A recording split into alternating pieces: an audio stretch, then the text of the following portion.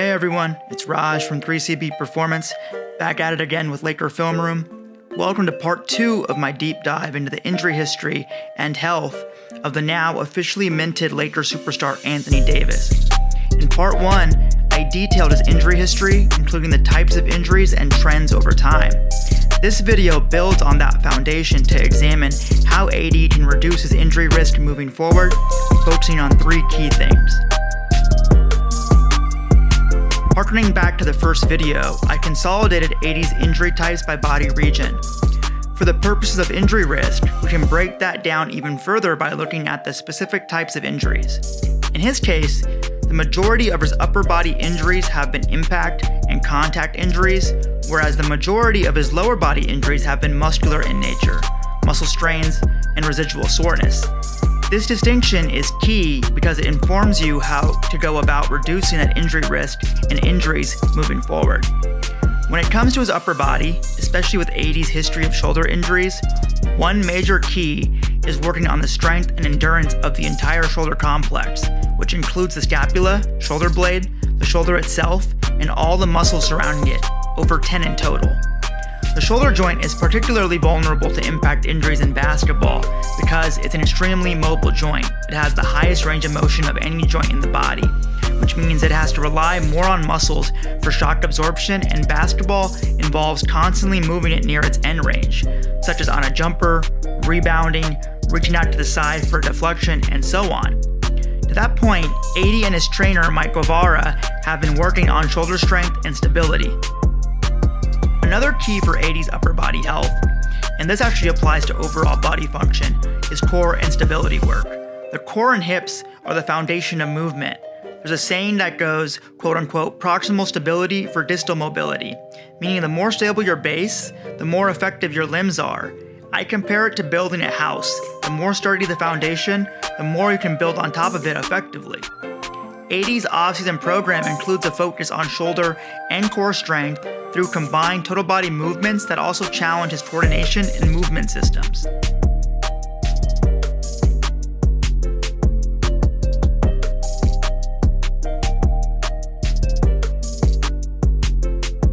This training is very likely in addition to more traditional strength training in the weight room. Each plays a part in the entire health and performance pie. Moving on to the lower body, the key for AD based on his history of muscular strains is increasing the muscular endurance of his legs. Typically, most muscle strains happen when the muscle gets fatigued and can't tolerate the load or stress being placed through it. For you equation heads out there, load greater than capacity equals injury.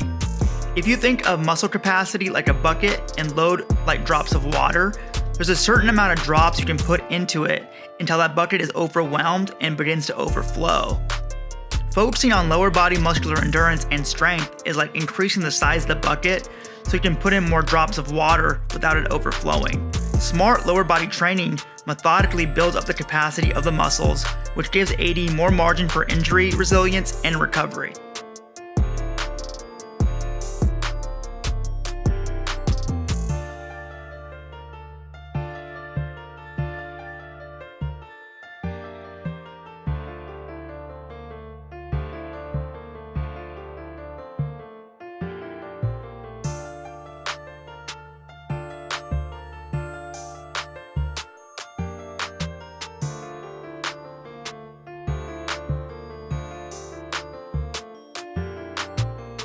The last aspect of training I'll touch on relates specifically to AD's ankle sprain injury history. It's known as quote-unquote proprioceptive training. Our joints and muscles have these little receptors called proprioceptors that unconsciously provide feedback to our brain about the joint's position in space. For example, close your eyes and move your ankle up and down, then inwards and outwards. The proprioceptors are what allow you to know where your ankle is even though you can't visually see it. With ankle sprains, those proprioceptors get damaged, which leads to increased risk for future ankle sprains, and why we often see a player sprain the ankle multiple times in a short time span, known as ankle sprain clusters. Progressive proprioceptive training helps reestablish that connection, and typically it's a series of progressively more difficult balance drills. I'd put good money that this has been a part of AD's training regimen as well.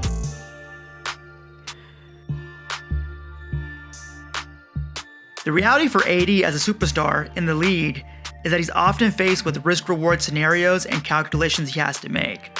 For example, is it worth attacking the paint and getting hit multiple times? Do I jump into this opponent here and take the brunt of contact? Do I risk landing in a very dirty landing zone? Do I jump off one leg with a defender near me and try to use my athleticism, but also potentially get hit off balance? And so on. Understanding that risk-reward tends to be difficult for younger players, especially those who have elite athleticism. A current example of that is Zion Williamson, who will have to go through that process of when to use his 5th and 6th gear rather than constantly being stuck there, regardless of risk. A great example of learning that risk-reward curve is Blake Griffin, who came into the league trying to dunk and uses athleticism on everybody, resulting in some nasty, high-risk situations.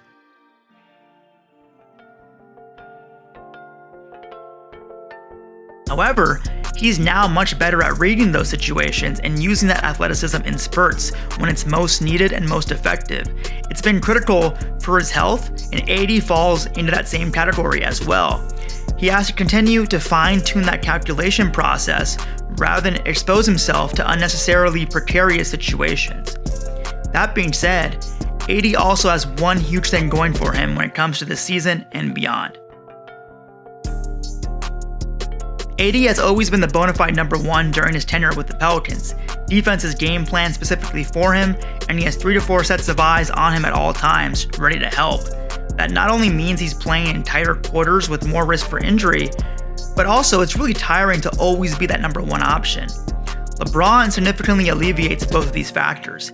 They can both share the playmaking duties. Bron can set AD up for easy, high energy efficiency baskets,